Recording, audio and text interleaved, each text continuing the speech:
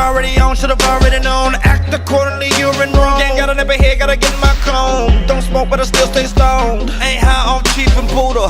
I'm high on thank you, Lord. Praise you, Jesus, hallelujah. Yeah, and we call this soldier worship. What's it to you? Wanna hear him say, well done, not depart from me, I never knew you. That's why I put my heart, mind, and soul in each and every song. You say I'm doing music, I say I'm dropping bombs.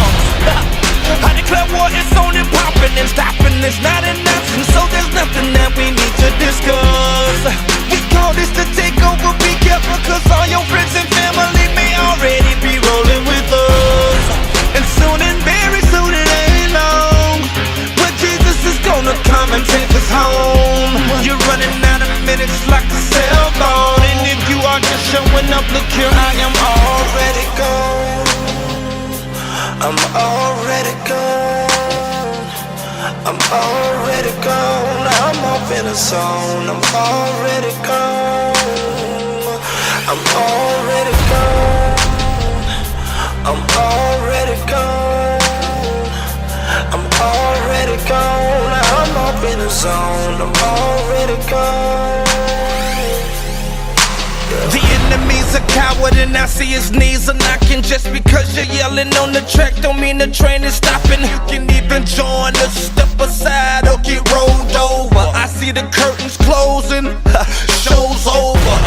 Gotta let that light shine brighter than a supernova. Days getting darker, nights getting colder, but I'm the type to tread on the cobra and take authority over the 31st of October.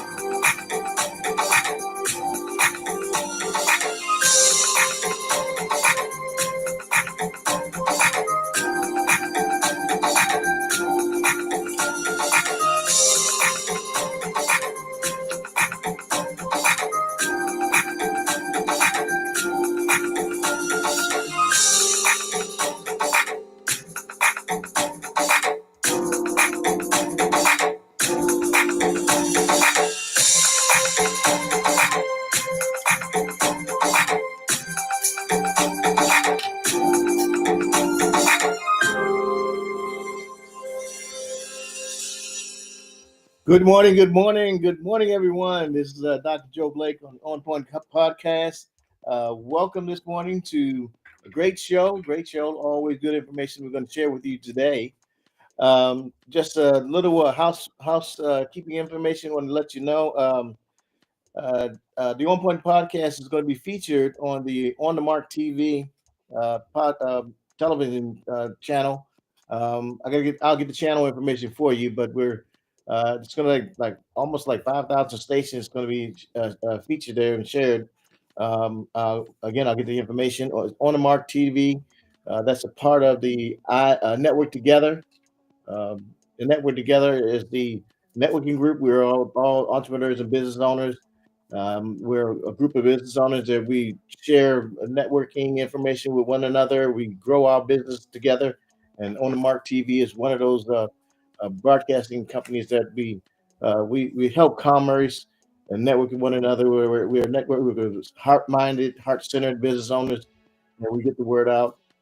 Network Together is a business mindset that was created by Robert Jones. We're centered here in Phoenix, Arizona, but actually it's a global networking group.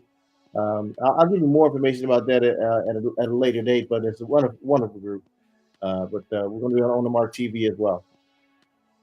So today's podcast is great information I'm going to share with you. Opportunity in disguise.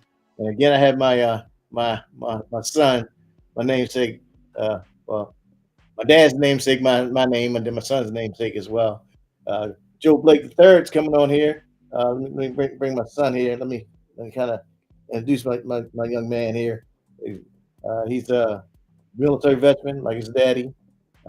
Educator, has a master's degree, and he teaches at the college as well. Here is Joe Blake third. Joseph. Hey, hey, how's everyone doing? Uh, there you go. How you doing, son? I'm doing fine. Yourself? Alrighty, let me take my hat off, man. It's my Thailand hat there. How's your day going, son? Going excellent. Doing excellent. On my day off, I'm just chilling at the house and just enjoying my children. All right, that's what a dad does. All right, yeah, they're nearby, running around. They are, yeah. That's a good thing. Okay, so we get a presentation here for us, son, and bring up here. Here we go. All right, so it's opportunity in disguise: lessons from life challenges. So the good thing about this, as we go out this year, we're talking about how adversity creates opportunity. Here, sometimes opportunities are in disguise, and they come. Sometimes they come from the challenges that we face in life, and they're sometimes when tough things come along, sometimes they cause people to run away, or sometimes cause them to run towards those things that help them out business wise. So let's take a look at some of these things. Yeah, understanding challenges as opportunities. So defining challenges and opportunities that can transform our growth. Challenges as opportunities helps foster resilience and adaptability. So as this picture shows here, have some folks that have obstacles come up. Sometimes they allow those obstacles to kind of trick them up, and they're unable to maneuver over hurdles. Now I ran track, but I was not a hurdle purpose person. But I understand the concept there. So adversity comes. It can lead to personal development. And you have a better understanding of your capabilities. So would you agree with that, son? You have tough times coming along, but it helps you Yeah, understand what you can do. yeah, I would definitely agree with that. Yeah. Okay. Is what do you think? Give us an example of something that you challenge may have challenged you. Did you realize what you're capable of? When I was a younger airman and I was in the military, I had a challenge passing on the Security Plus certification. And at the time, that was like a new requirement for airmen in my field. And we needed to get that certification. And the first attempt, I didn't pass. And so I had a little coaching session with my supervisor at the time, and just made me realize I need to prioritize my time outside of work hours to make sure that I understood and retained the information. And so, long story short, I end up putting in the time needed to pass that exam, and I end up walking away with a certification. Cool. See, sometimes you need a certification. If you don't take the time, the efforts to put in the study for it, you don't get it. I get students that I teach at the college, and they come to class and they say, "Okay, I want an A." Well, you can want an A all day long, but you got to study for it. You got to read before. You got to do the assignments and everything. You just don't get an A. You earn an A. At least that's how you should be. You just don't walk in and think you're going to get an A. You got to put the work in. You got to attend class. You got to turn in the homework. You got to read the book. I mean, it's all a part of it. So but in your case, when you have a problem, you have to look at that as an opportunity. You learn to read a little bit more, right? Right. You understand, okay, I need to go to sleep a little bit and I need to read some more and everything. So there's a framework to the technique of learning and understanding that you have to understand.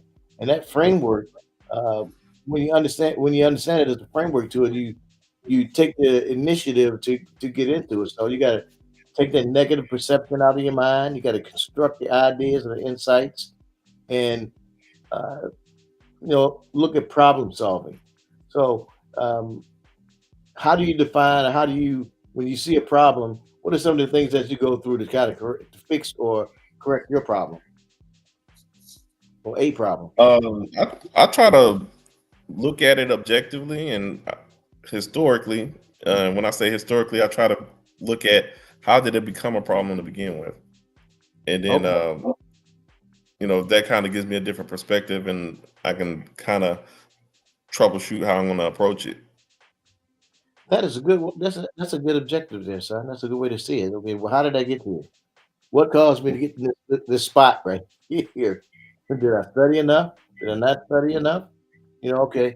Because sometimes some people, when they get in a situation, they look at someone else being the issue, someone else being a cause. You really have to look at yourself. Okay, what do I need to do to get this corrected? Reframing the way you think about something helps you get over it.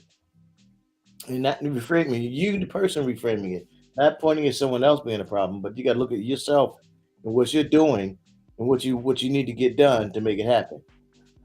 Then building resilience, knowing that facing it, facing your issue or facing your problem will help you overcome it.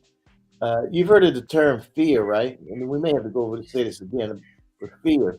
What kind of the fear acronym? Have you heard that fear acronym before? What is fear is?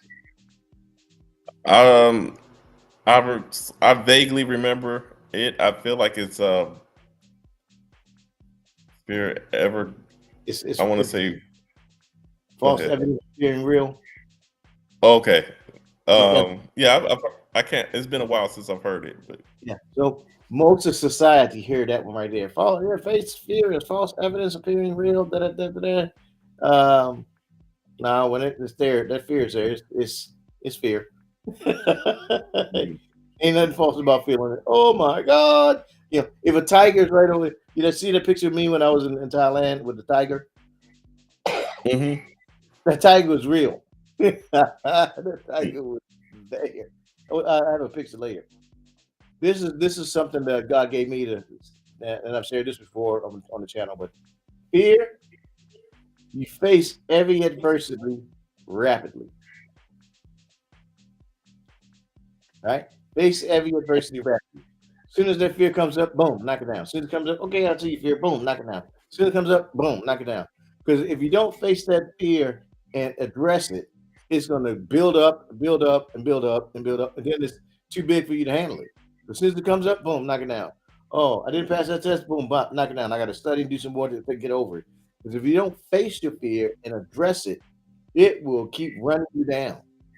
You got to face it. So when you build up your resilience and have a proactive mindset, it's going to continue chasing you down. So fear, instead of it being a false evidence of being real, because that tiger sitting over there, it's a real tiger. hmm You got to face it and address it rapidly. That's how I address it. So that's, again, we may have to say that a little later, but that's how I work it. Emotional intelligence. How do you develop emotional intelligence? It has the individual have the skills to imagine emotions effectively, a balance, improve your overall decision making. How important do you think emotional intelligence is, son? I think emotional intelligence is very important, and this is an area that I want to um I want to improve on as I step into 2025. Mhm. Just being aware of your thought process, your feelings, and how to respond to different situations and events in an intelligent manner. Because a lot of times, we as people we let emotions kind of take control of us, and we don't always make the best decisions. Yeah, So, being emotionally intelligent helps you regulate and control that more, and then you can be constructive. You can work constructively to solve your problems. yeah, you're right about this. Sometimes people let emotions drive who they are or drive what they do. And emotions, you have to really grab a hold of them. You can have emotions, but not emotions have you. You can be emotional about what you feel, how you feel or relate to a situation, but you can't let that emotion drive your thoughts or drive your decision making because emotions change, feelings change, but your choice and decisions have to remain solid and have structure in it because, like I said, your feelings and emotions can change in a heartbeat. I just want to add on to that. Like, if you really get a handle on your emotions, you can channel that energy into a more positive direction. Whether it's a negative emotion, you can channel it in something that's going to be constructive, something that's going to benefit you more than something that might be destructive. That is true. And then and all of this, there's no right and wrong. It's what's best for you to do. Because again, we're talking about being able to over being able to uh, see opportunity when it's disguised. Because you never know what you're saying or doing, how that's an opportunity behind you. But if you're not open to that opportunity and it's looking like it's a the end of all, that right there could be an opportunity, but you're not seeing it as an opportunity. So you got to be open to it, right? With that being said, I just want to share something because one thing that I do is I coach basketball, and some of my young athletes, they get they're really eager to score. They want the ball, and Okay. so we got certain teammates. They want the ball too, and they're a little bit more skilled, and they get the ball, and they want to shoot a shot, and the, they take more shots than others. And Okay. then so the ones that are not getting the ball, they get frustrated, they get upset, they get emotional. They throw their hands up. You can kind of see it on their face that they're not too thrilled to be in the game, but they get distracted and they miss out on opportunities where they could either get a rebound or they could steal it from another opponent, and they have opportunities to score. So if they could control their emotions and focus on the game, you never know what opportunities might pop up. Okay. That's cool. I smile at everybody because when my sons were little, I coached their basketball games, and my claim to fame was not really a fame claim. For some reason, I didn't win a game when I was the coach. But now my son's teaching, coaching the game, and it just warms my heart that you know all the things I did when he was a little boy and his brother's a little boy, he's doing now too, and it's like it's just so good to see things like that happen. But thank you, Joey, for sharing that, man. Oh, man, No problem. all right. Let's keep going. That's a dad moment. Sorry. All right, let's go to the next slide. All right, real life. Well, when we talk about real life examples of challenge and leading to growth, so that's growth. That was growth there, son. Wow. Okay. Edison, talk about Thomas Edison. Thomas Edison had a relentless pursuit of electrical light bulbs. You know how many times he tried the light bulbs? What thing was that? I think it was Edison. I think it was 1,009 times before he actually found the right Mhm. one.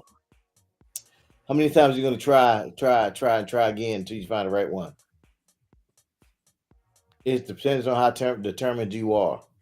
You when you have a determination to do something and be good at it, you are going to continue. You don't let anything get in your way. That's how you have to be about life. You know, if failure is not failure until you stop. Okay, and you don't fail. You keep going. You gotta have that positive attitude. This could be the next one. This could be the right one. You just keep going, keep pushing, keep going. It just helps. Another example, J.K. Rowling, personal hardship, financial instability. My Lord, I had some personal hardships in my life. My son has his own personal hardships. I grew up in the inner city in Baltimore. I used to, yeah, I seen, I've seen a bunch of stuff. Let me just put it right there. I've seen, but my son didn't see none of the things that I saw. But he's seen his own stuff. So, but you can take those hardships and put it into good ships, and y'all can sail off into a good way of life. But you don't let those things stop you. you use that as fuel to get yourself in a better position. My boy is so much further down the road than I was. That's why I'm so proud. All my kids are that way. So you can't take personal hardships and financial hardships in your life personal, because it ain't about you. It's about what you're doing to help better others in their lives. That's what it's about. It's not all about you. Then Nelson Mandela, his leadership of evolution. I mean, we had slavery here in the U.S., but they had apartheid in that country and everything as well. So leadership, ultimate contributing to societal change. That's what you want to do, make societal change. And what we're doing here is showing you how to take opportunities financially and make it, take that what's coming in this country for this year, take it out that depressed look for the nation and look at it. Okay, what opportunities I can take advantage of? Because there's opportunities. There are opportunities in the market, opportunities in real estate, all those opportunities. It's not all doom and gloom. It's not all doom and gloom. There's cash to be made. Because keep your eyes peeled, mind tuned to what's happening. Right? What are your thoughts, son, about those real life examples about Edison and Rowling and Mandela? Or some opportunities. Those are very inspirational. Just people that persevered through hardship, and J.K. Rowling. I'm not a real big fan of the Harry Potter series, but I do think it's amazing how she's done that through being an author, writing a book. So I find that inspirational. And Thomas Edison, like the light bulb, you know, all of these stories, and of course Nelson Mandela, his trials and how he overcame adversity. I mean, they just speak volumes to the human spirit, and what we are capable of. Once we when we're determined to make a difference. Yeah. Okay. Okay. Good deal. Good deal. Yeah, Harry Potter. You would Lord of the Rings. You like those guys. Yeah, I like Lord of the Rings. Okay. Harry Potter somewhat kind of grown on me. I like the movies more so than the book, so I haven't. Books.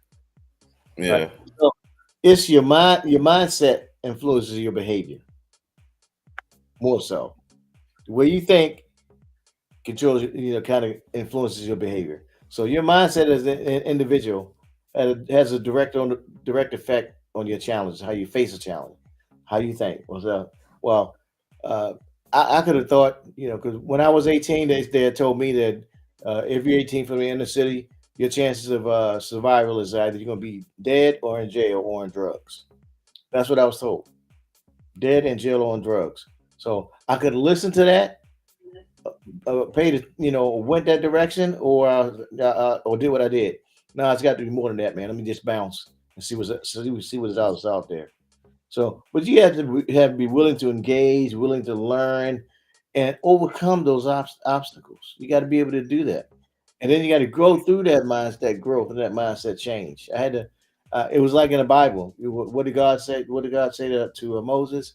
You got to get you out of get. He said, and I think it's wrong. I think it's Genesis chapter 12. He said, Moses, get out of your father's house, away from your kindreds to a land where I can uh, show you more. So I had to leave Baltimore just to see what was going down. And then when I left Baltimore, I was like, holy smokes! I realized I was kind of short. I was 5'8" at that point. I was like, man, I'm like short in the back of the line. But sometimes that mindset influences your behavior. I said I know I had more was out there. And then once I got out there, I realized I had to grow. And sometimes now in your case, son, when you went overseas, well, you was with your daddy a lot, but you may not remember too much being being a military brat. But when you served yourself and you went to other countries, and because you was in a war zone, you're a war hero like my daddy, man. What are some of the Mhm. things, the resilience and growth that you faced? Um. Well, I mean, you mentioned me, going to war zones. I've been in Iraq and Afghanistan. Um, just being away from family, because I've grown up with real strong family values, and then being in a foreign land, um, during combat, it was the admit it was a scary experience because I didn't know what to expect. Mhm. And I was watching a lot of things on the news, and a lot of people weren't coming back. And some coming back, missing limbs and whatnot. And then I seen some of that, firsthand being over there. Just had to really dig deep. I would say some of the closest moments I had with the Lord was when I was overseas, and I was really deep in my Bible, and just I had a different walk with the Lord at that time, and I was really close, and he gave me peace in those moments. So, uh, going through that experience and surviving it and coming back just gave me confidence that if I could survive, sometimes the worst conditions out there, I could survive almost anything here. And then it also just make me grateful for the small things that we take for granted every day stateside, the amenities that we have, plumbing and electricity, the grocery store Yeah. is it's a different world overseas. And so it just you can't we got opportunities that other people in other nations don't have. So, and then even just being a veteran, making it back home alive. I said, like, as long as I got my life, I got my limbs. Got to give back. So that's what I'm all about. That's good. And see, that's something as your daddy, I could never teach you. You had to experience that, and learn on your own. And I'm glad you learned that. I'm glad you learned that. And see, hold up, there was a scripture. Uh, I wanted to end on the scripture. Let me find the scripture, son. Hold on. Yeah,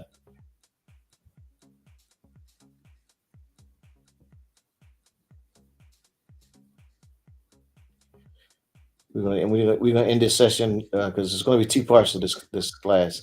I wanted to end on the scripture right here. This is Second Kings. I mean, not Second King. This is King James, Matthew 7 and 13 and 14. And it may not fit here, but this is what I thought. I mean, this is what God put in my heart. Um, it says, "Enter ye uh, at the straight gate. Wide is the gate, and broad is the way that leadeth to destruction, and many and may there be which go in through it. But wide is the gate, and narrow is but straight is the gate, and narrow is the way which leadeth into life. But it is few to find it. So wide is the gate, and broad is the way that leads to destruction. So anyone, and then narrow is the gate that leads to life. So everyone who's freaking out and screaming, "Oh, this is going to be the end," uh, that's for them fools. But the Mm. ones The, who the end of the world, the end of the world was actually supposed to be back in 1999. yeah, right, Y2K. Then it's for the end of 2012. Like, so all the fools that was running their mouth around that time, they was running their mouth. You know what I'm saying? And Jesus said, I mean, it ain't gonna be the end until Jesus come back, and Jesus ain't coming back until the whole church is united. And last I checked, there was still like a couple of different thousand divisions of the church. Ain't nobody united yet, so he ain't coming back tomorrow. Now, like I don't have a crystal ball. They could unite tomorrow night, but I don't think it'll happen tomorrow night. Because it didn't happen last night either. But you know what I'm saying? He ain't coming back anytime soon. So the gate is wide. So all the fools that's running around like that, they still like that. It's a wide road. But the narrow road is like, okay, opportunities are coming. And you got to keep your boat and your ship on route. And you looking for those opportunities coming around because they out there, and you're not paying attention to the noise that people are talking because you watch YouTube and all those negative news channels that are out there. They're saying this is happening, that's happening. Yeah, some of that stuff's happening, but there's also some good stuff happening, and you need to watch out for the good stuff. How do you know it's good? Because you feel it in your spirit. Okay, this is the opportunity right here. This is the opportunity over here. I need to jump on. And that's all. That's all we're sharing. There's opportunity out there right now. It may look it's in disguise, but people, you have to be paying attention to what's going on. That's all. It's an opportunity season right now, and we need to capitalize on it. Now, next week when we finish it up, I'm gonna talk about an article that we found. It's how to make giant leaps. It talks about some companies that talk about the giant leaps that they made in 2024. It's 3 companies we're going to identify and some giant leaps. So stay tuned for that.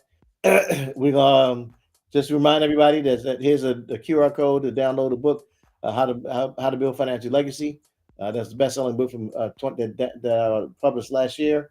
Was last year? Yeah, last year. Also, remind everyone to like and subscribe to the channel. That's the best way that we can actually grow. Okay, all right. Okay, son, thank you for being here today, son. So just hang tight. All right, I'll come back and share some things with you as well. And remind everyone to like and subscribe to the channel. I want to thank you for listening today. I hope you guys gained some valuable insight from sharing with me and my son. Learn some good information, how to let adversity create opportunity and look for opportunity in disguise. And we'll be here next week for part 2 of part 2 of opportunity in disguise. And hey, it's always a pleasure.